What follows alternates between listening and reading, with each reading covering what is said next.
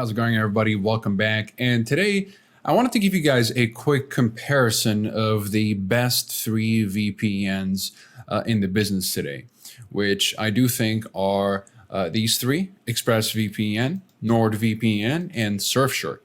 They are the best in the business for a variety of reasons, and I'll get into them and what the features that they pack are all about. Before we begin, if you guys are interested in any of these VPNs, you'll find links to special deals and discounts in the description down below, as well as full reviews if you'd like to learn more about these VPNs. Okay, so starting with ExpressVPN.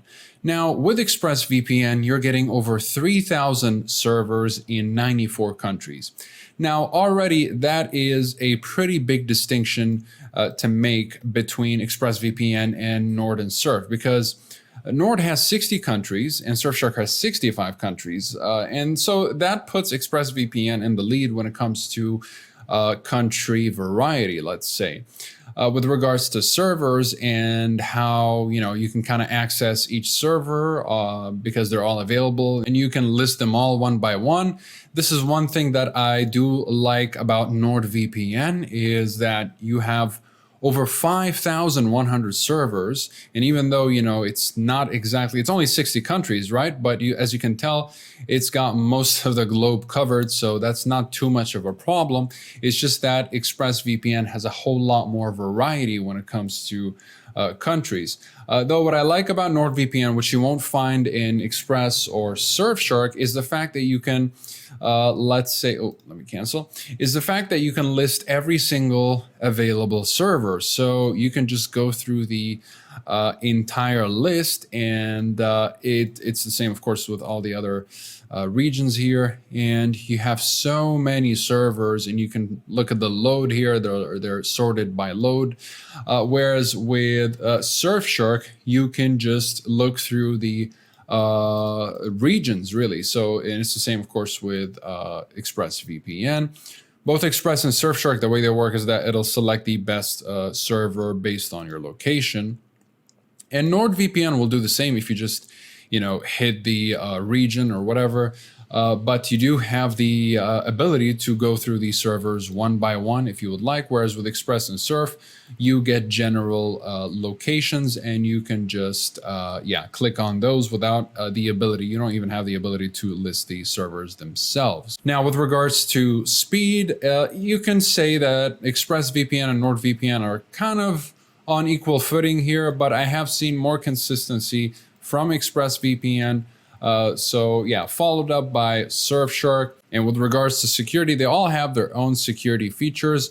I do prefer the no logs policy of ExpressVPN, specifically because it has been proven in a real life incident where in 2017, the Turkish government seized an ExpressVPN server, and they were not able to extract anything out of the server thanks to the true no logs policy of ExpressVPN. So that is a very good thing about ExpressVPN because they do have, I would say, the most solid no logs policy in the industry. Also, their no logs policy and server infrastructure is also audited by third-party companies such as PricewaterhouseCoopers. And that's not to say that Nord and Surfshark aren't. It's just that the real-life incident with ExpressVPN proved its no logs policy.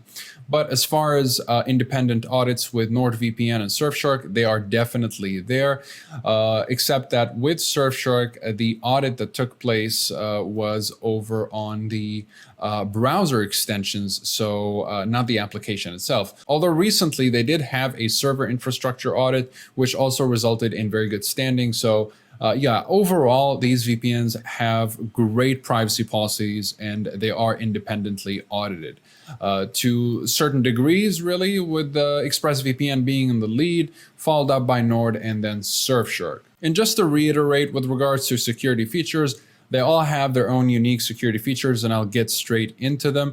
ExpressVPN has over 3,000 servers in 94 countries, Nord with over 5,100 servers in 60 countries, and Surfshark with over 3,200 servers in 65 countries. Now, all of these VPNs are packing two essential security features, and that'll be the kill switch. Let me just show you guys with ExpressVPN. That'll be the kill switch. It's called network lock here, and split tunneling. And the kill switch will stop your internet connection and disconnect you from the network if your VPN happens to disconnect unexpectedly. It rarely happens, but when it does, it's just kind of a safety guard against leaking your information or data to your ISP. So what this does is that it makes sure that you're only connected to the internet when you're secured by the VPN and connected to the VPN encrypted servers. And now, split tunneling, of course, which is another feature that is also available in NordVPN and Surfshark, will let you choose which applications are routed through the VPN and which are not. So if you don't want your entire connection to be using the VPN tunnel, you can just, for example, have only Netflix or only your browser or only your torrenting client. So this can be useful for a lot of people. Of course, you do have a handful of protocols. Typically, you just want to stick with the best performing protocol, which will be lightweight in this case. In advanced, you don't have much here to worry about. You don't want to touch anything here unless you want to opt out of the sharing crash reports. So yeah, that would be it for ExpressVPN. It's a pretty basic bread and butter kind of VPN. It's just supposed to be compatible with as many devices as possible, as easy to use as possible, and as quick and secure as possible as well. So yeah, this is the kind of VPN Express is. It's just easy to use and supposed to perform at the highest levels without having to spend too much time configuring it.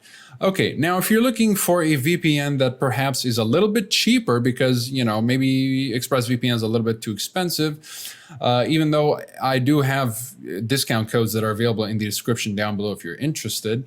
But if, let's say, you just want to spend less and you don't like the fact that ExpressVPN only allows you for up to 5 devices to be secured simultaneously, NordVPN will allow you to secure 6 devices per subscription. You do have all these specialty servers, so dedicated IP, which will give you the same IP address every time you return to any of these servers. Double VPN will allow you to route your connection through 2 servers rather than 1 for extra security. Onion over VPN will allow you to reach the dark web without using the Onion router or Onion browser. Peer-to-peer servers are for people that are into peer-to-peer activities and want special servers for such activities. Though I have not exactly noticed any real advantage over using the regular servers, even when engaging in peer-to-peer activities. Of course, all of these VPNs do support peer-to-peer activities and streaming. So yeah, they don't support port forwarding though, so you're gonna have trouble seeding if that's what you're into. Okay, so you do have an ad blocker. You have the NordLynx protocol, which I definitely recommend you use, though if you're on Windows, if you switch to NordLynx, you're going to lose access to dedicated IP and double VPN, assuming you want to use these features. You have also the conventional kill switch and the app kill switch. Now, this is one of the unique features that NordVPN has, which will close selected apps rather than closing your entire connection when the VPN connection drops. So this can be useful if you don't want your entire connection to get cut off. Split tunneling, of course, you've got split tunneling, and custom DNS will allow you to change your DNS very easily. Obfuscated servers if you're in a censorship-heavy country, and that'll allow you to obfuscate your traffic so that even your ISP won't even be able to tell they're using a VPN in the first place. Okay, now, if you're not interested in the limited amount of devices that you can use or secure per subscription with Express and Nord, and you want, well, a little bit more, with Surfshark, it'll be the cheaper VPN, and you won't be necessarily sacrificing much on performance, security, or features for that matter. And you get to secure virtually an unlimited number of devices with just 1 subscription. So Surfshark is the ideal VPN for people that don't want to spend much, but also want to be able to unblock streaming services and whatnot. So yeah, Surfshark overall is the best budget-friendly VPN, honestly. And you still get multi-hop, which is the same as double VPN, and static IP is the same as dedicated IP from NordVPN. And you still get whitelister, which is the same as split tunneling. It's just called whitelister here. You get clean web, which is the ad blocker, and the kill switch, okay? And now you get a shadow socks protocol here, which will help you reach banned websites if you're in a censorship-heavy country, though it will only secure your browser traffic, so keep that in mind. And no borders mode will help you bypass the Great Firewall of China if you're in China. Now, you may have noticed that ExpressVPN doesn't have any obfuscation kind of option or whatever to toggle on and off. And that's because it doesn't matter where you're living. ExpressVPN has obfuscation on by default. And of course, that comes with the ease of use of ExpressVPN's application on all of the devices. You don't have to configure it really in order to make it work. And it doesn't matter if you're in China or in any other censorship-heavy country. ExpressVPN works very well in all countries. So these are the best 3 VPNs. Hopefully you learned a little bit more about them. And if you guys are interested in any of these VPNs, again, you'll find links to special deals and discounts in the description down below, as well as full reviews that'll give you more of an in-depth look into their privacy policy, speed streaming, and torrenting capabilities, as well as security and features. And keep in mind that all these VPNs do have a 30-day money-back guarantee no matter which plan you decide to go for, and you can ask for a refund if you're not satisfied with the service through the live chat support, which you will find at the bottom right, very easily accessible, of each of these VPN providers' respective websites. It's a very easy, hassle-free procedure, really. So that'll be it for this video. Comment below if you have any questions. I'll be happy to answer all of them. Like and subscribe if you'd like to support the channel and stay up to date with everything VPNs and cybersecurity. Thank you guys very much for watching. I'll see you in the next one. Have a wonderful day.